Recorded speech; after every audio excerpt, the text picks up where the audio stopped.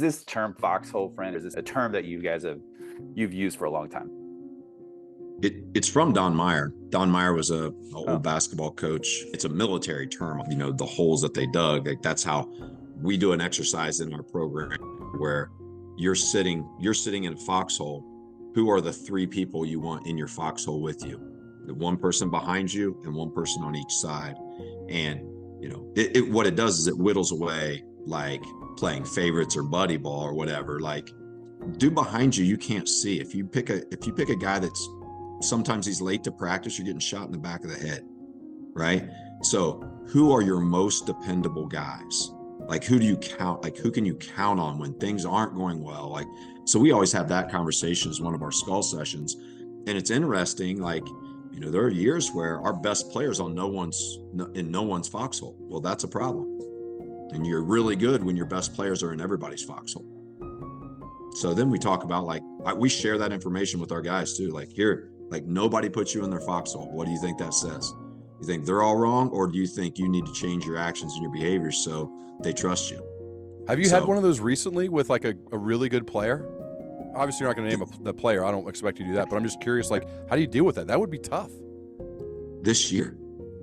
This year? Okay.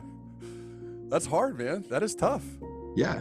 I mean, I would say now though, Ryan, now I bet those guys would be in people's foxholes at the end of the year. That's cool. Because their behaviors have changed and they've been more consistent. Like it's if we an did that interesting exercise, if we did that exercise as the quarterback, and I felt like I wasn't there, especially at minimum with my offense, that would destroy me. Crush I would you, yeah. want to do anything I could to fix that. How cool am I made back to how a coach can change your life, to be able to get that real, because most coaches, they're like, the guy's really talented, he's really good, let's just kind of like prop him up so he can go score 20 or whatever, get his rebounds, because that will help me win the games.